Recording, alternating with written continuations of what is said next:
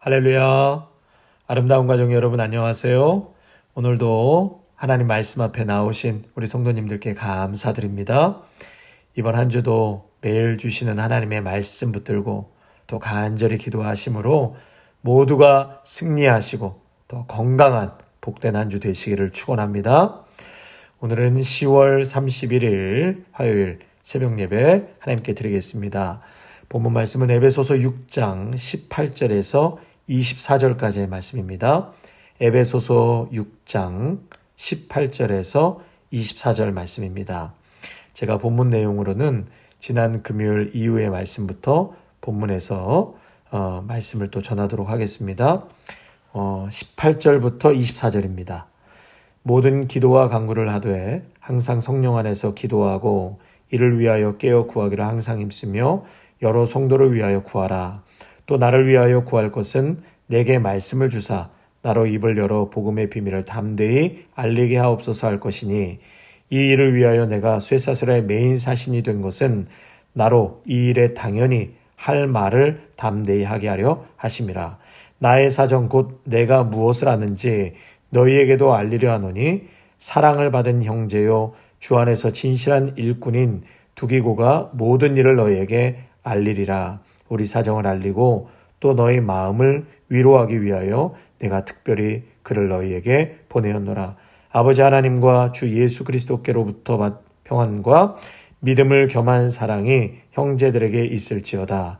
우리 주 예수 그리스도를 변함없이 사랑하는 모든 자에게 은혜가 있을지어다. 아멘. 오늘 본문의 말씀과 우리 지난주 금요일 이후에 또 토요일, 주일, 월요일 말씀이 5장 22절부터 오늘의 말씀까지입니다. 그래서 그 말씀을 전반적으로 다루도록 하겠습니다. 지난주 금요일 말씀은 때가 악하기 때문에 잘 분별하며 살아야 하는데 이 분별의 능력, 그 힘은 결국 지혜에 있다라고 말씀드렸습니다. 그리고 그 지혜는 하나님의 말씀으로부터 주어지는 것이죠. 그 지혜를 얻기 위해서는 반드시 말씀, 성경 중심으로 살아야 세상 한복판에서 승리할 수 있고 건강하게 살아남을 수 있는 것입니다.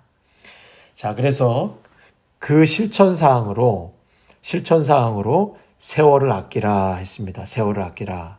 또 술 취하지 말고 성령 충만을 사모하라. 또 성령 충만할 때 보여지는 구체적인 삶의 열매는 찬양과 감사와 피차 복종함이 있다라고 말씀드렸죠. 다시요. 성령 충만할 때 보여지는 삶의 열매 중에 감사, 그리고 찬양, 그리고 피차 복종하는 열매가 맺게 된다라고 말씀드렸습니다.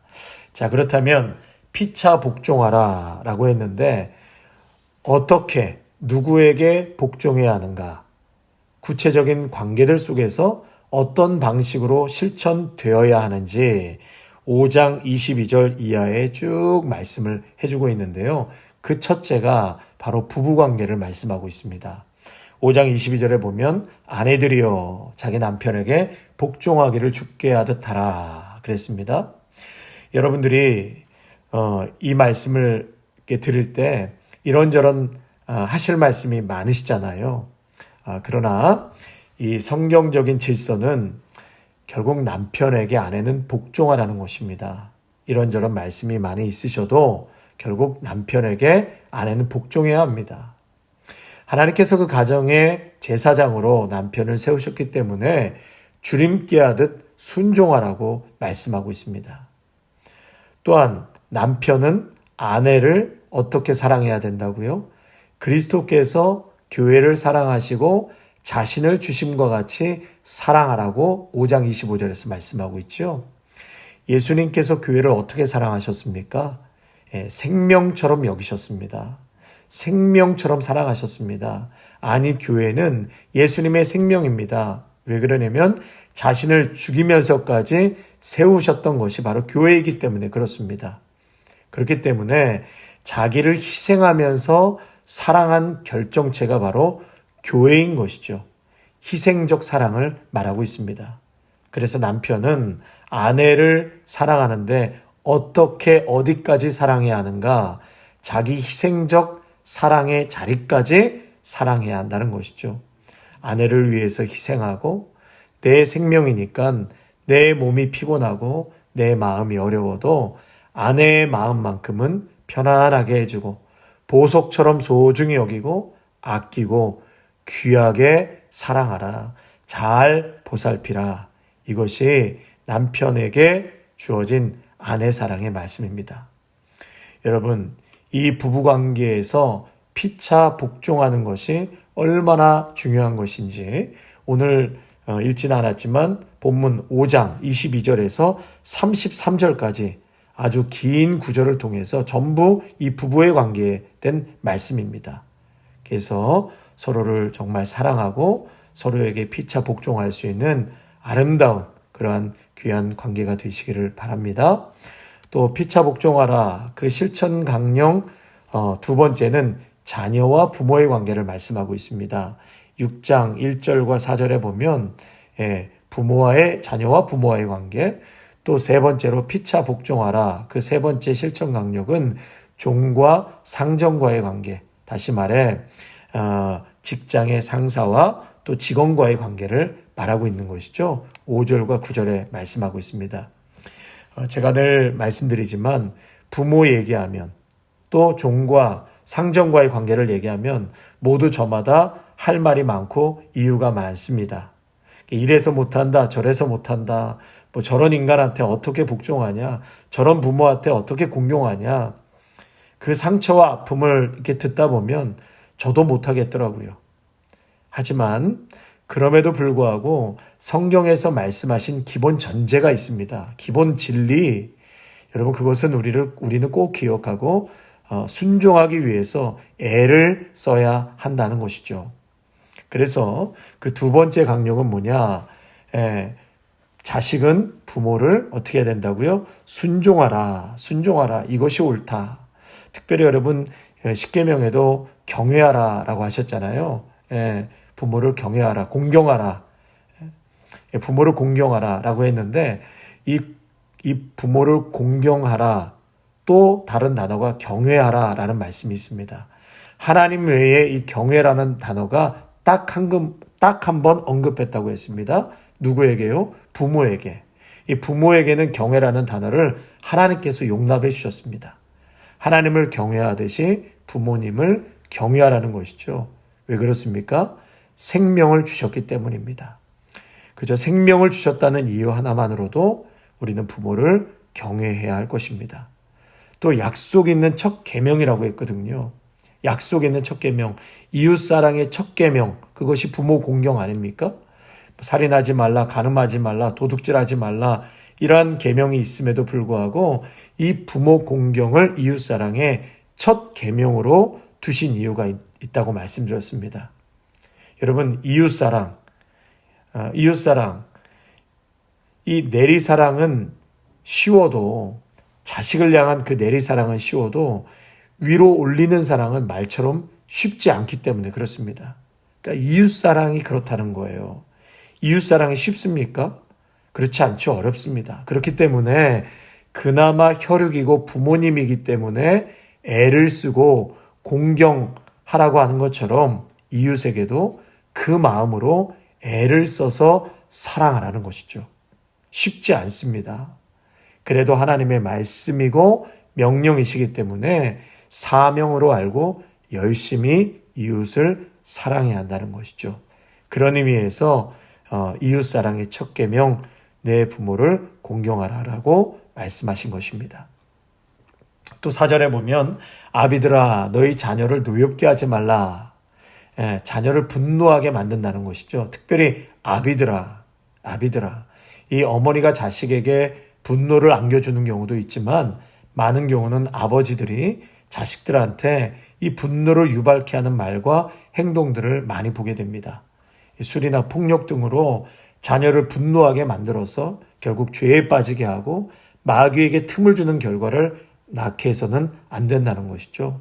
그래서 아비는 자녀들에게 반드시 교훈과 바르게 하는 훈계를 주어야 하는데 결국 말씀에 근거해서 교훈과 훈계를 주고 또 분노하게 만들어서는 안 된다라고 말씀하고 있습니다. 또 5절과 9절에서 세 번째로 서로 피차간에 복종하라, 그 실천강령 세 번째 종과 상전과의 관계를 말하고 있습니다. 먼저는 종들에게 대한 권면이죠. 사회의 질서에 따라 주인으로 모시고 있는 육체의 상전에게 순종하라는 것입니다. 두려워하고 떨며 성실한 마음으로 상전에게 순종해야 한다. 어떤 환심을 사거나 칭찬과 호의를 받으려고 하는 것이 아니라, 그래서 6절에 보니까 상전에게 눈가림만 하여 그 사람을 기쁘게 하는 자들처럼 하지 말고 어떻게 하라고요? 그리스도의 종들처럼 마음으로 섬기고 죽게 하듯 하라. 상전을 마음으로 섬기고 죽게 하듯 하라는 것입니다. 자, 그럼 9절에서는 상전들은 종들에게 위협을 그치라. 9절에서 보니까 상전들아 너희도 그들에게 이와 같이 하고 위협을 그치라. 상전은 종들에게 위협할 수 있는 힘이 있고 권한이 있습니다. 그러나 그렇게 하지 말라는 것은 최종 권력은 누구에게 있다는 것이에요? 상전에게 있는 것이 아니라 상전 위에 하나님이 계신다는 것을 기억하고 두렵게 하지 말라는 것입니다. 자신의 행동에 책임을 물으실 더 큰 주인이 계심을 깨달아야 한다. 그리고 심판하실 하나님이 있기 때문에 사람을 외모로 취하는 일이 없어야 하고 종을 함부로 대하거나 위협하지 말아야 한다라고 말씀하고 있습니다. 또 10절과 17절을 보면은요, 끝으로 사도 바울이 에베소 교회 성도들에게 이제 간절히 당부하고 있는 것이 있는데, 현실이 영적 전쟁터라는 것입니다. 현실이 영적 전쟁터, 그 에베소 지역에는 얼마나 많은 우상 숭배가 널려져 있는지 모릅니다. 그래서 이 영적 전쟁에서 이겨야 된다. 그렇게 이겨야 한다. 당부하면서 오늘 말씀을 마무리하고 있는데요. 자, 이 영적 전쟁터에서 어떻게 이 전쟁에서 이길 수 있어야 하는가? 그 첫째는 강건해지기 위해서, 강건해야 하는데 그 강건해지기 위해서 가장 중요한 것은 예수 그리스도 안에서만 가능하다는 것입니다. 예수님 밖에서는 강건해질 수가 없다는 것이죠. 예수님께서 강한 힘으로 붙들어 주셔야지만 너희 모두가 강건하게 될 수 있기 때문에 날마다 십자가 아래, 예수 그리스도 아래 머물러 있어야 한다는 것입니다. 둘째로 전신갑주를 입어라. 성도는 매일 영적인 전투를 하게 되는데 그 전투의 기본 자세는 이미 그리스도께서 승리하신 전투를 우리가 싸우고 있다. 그렇기 때문에 이 전투의 기본 자세는 이미 예수님께서 승리한 싸움을 우리가 싸우고 있기 때문에 승리를 기대하며 싸워야 한다는 것이죠. 패할 것이다가 아니라 승리를 기대하며 이 영적 전투에 임해야 한다. 그러면서 영적 전투를 위한 전신갑주 크게 4가지를 말하고 있는데요. 첫째는 진리의 허리띠를 띠어라. 복음의 진리. 여러분, 허리띠는 아주 기동성이 있고 민첩성 있게 만드는 것이죠. 그래서 복음의 진리가 성도들을 기동성이 있고 민첩성을 높여준다는 것이죠. 영적으로 민첩하게 변화를 감지하고 유연하게 대처하기 위해서는 진리의 허리띠를 띄어야 하는데, 결국은 이 진리의 허리띠의 역할을 하는 것이 바로 예수 그리스도 복음이다. 복음 위에 서 있어라. 세상에 누가 뭐라고 그래도 에베소에 많은 우상 숭배가 있고 사람들이 현혹하고 핍박이 있어도 결국은 예수 그리스도 그 복음 위에 서 있어야지만 기동성이 있고 영적으로 민첩하게 된다. 둘째로는 의의 호심경을 착용해야 된다. 여러분, 이 얘기는 믿음으로 하나님께 의롭다 하심을 받고 성화의 과정에서 의로운 성품이 생길 때 우리의 마음이 사탄의 정죄, 곧 죄책감과 자괴감으로부터 보호를 받을 수 있는 것입니다. 그렇기 때문에 여러분, 의의 호심경, 믿음으로 내 심령이 그 성화의 과정에서 성품이 하나님의 말씀으로 끊임없이 변화되어져 가야 한다는 것이죠. 변화되어져 갈 때 사탄의 정죄에서 나를 보호할 수 있는 것입니다. 여러분, 내가 하나님의 말씀으로 내 내면이 단단해지지 않으면, 성화의 과정에서 변화가 없으면 사탄의 정죄에서 속수무책으로 당하게 되는 것이죠. 죄책감과 자괴감으로 건강하게 신앙이 자랄 수가 없는 것입니다. 그래서 의의 호심경을 착용하라. 셋째, 평안의 복음을 매라. 어떤 상황에서든지 나아갈 준비가 되어 있는 자세를 말하는 것입니다. 복음이 결국 세상의 갈등과 분열에 대한 유일하고 궁극적인 해결 책임을 알 때 사탄이 초래한 어떠한 갈등 상황에서도 우리는 복음의 신을 신고 나아가야 한다는 것이죠. 복음을 들고 나아가야 한다. 성도 여러분, 어떠한 상황에서도 우리가 복음 전하는 일을 멈춰서는 안 될 것입니다. 여전히 교회가 문제가 있고 어려움이 있어도 이 세상의 소망과 그리고 유일한 해결책은 바로 교회이고 복음인 것입니다. 믿음의 성도입니다. 저와 여러분이 이 시대의 마지막 유일한 해결책인 것이죠. 그래서 우리는 끝까지 복음을 들고 세상에 나아가야 하는 것입니다. 마지막 네 번째로 구원의 투구, 성령의 검, 결국 말씀입니다. 머리를 보호하고 무기가 되는 것은 결국 말씀이요 성령 충만이다.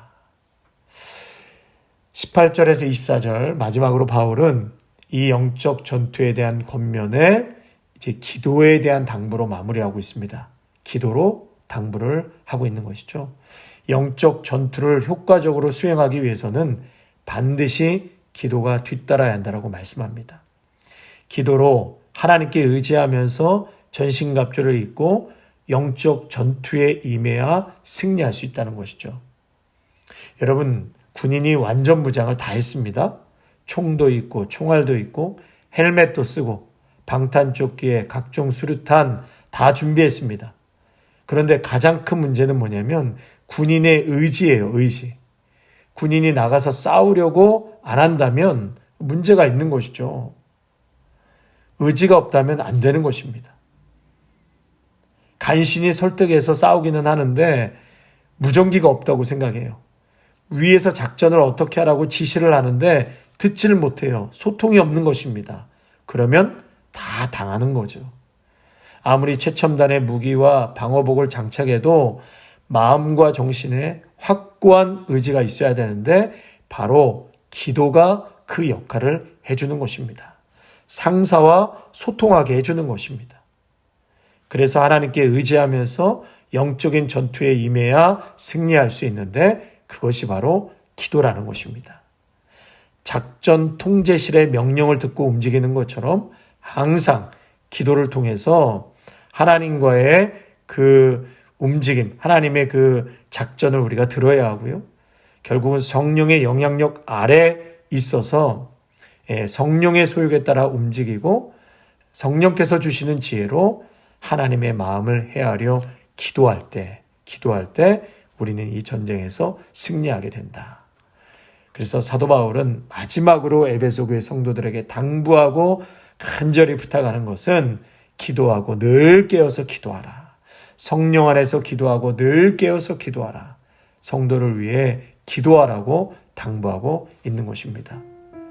사랑하는 성도 여러분, 우리 아름다운 교회가 이 기도의 불꽃이 활활 타오르는 교회가 되기를 간절히 소망합니다. 여러분 모두가 정말 교회에 모여서 우리가 교회를 위해서, 이 세상을 위해서, 자신과 가족과 자녀를 위해서 우리가 뜨겁게 부르짖고 기도할 때에 우리는 반드시 승리하게 되어 있습니다. 여러분 이 일에 좀 더 힘을 쏟아 주시기를 바라고 마음을 모아 주시기를 바라고 손과 발이 움직여 주시기를 바랍니다. 그래서 이 사도 바울은 마지막으로 에베소 교회 성도들을 간절히 축복의 기도로 마무리를 하고 또 그렇게 기도를 당부하고 모든 자에게 예수 그리스도의 은혜가 임하기를 바라며 편지를 마치게 됩니다. 아무쪼록 우리 아름다운 교회 모든 성도님들이 이 에베소 성도들에게 주신 사도 바울의 말씀처럼 우리 모두도 서로 복종하고 우리의 가정이 잘 세워지고 또 사회에서도 우리의 사회생활이 잘 세워지고 또 교회도 바르게 잘 세워지며 이 세상 한복판에서 모두가 승리하시기를 주님의 이름으로 축원합니다. 하나님 피차 복종하라고 말씀하셨습니다. 부부관계가 변화되게 하시고 부부와 자식과의 관계 또 상사와 직원과의 관계가 하나님의 통치 아래 들어가 모든 것에 변화가 있게 하여 주시옵소서. 그리스도인들은 주어진 상황 속에서도 주 예수의 이름으로 살아가게 하시며 모든 관계에서 주님께 하듯 살게 하여 주옵소서. 악한 이 마지막 때에 기도하기를 열심을 내어 기도하게 하시고 말씀과 성령과 기도로 하나님의 전신갑주로 무장하여 사탄의 공격에서 능히 승리하고 주님의 강한 군사로 세워지게 하옵소서. 예수님의 이름으로 기도하옵나이다. 아멘.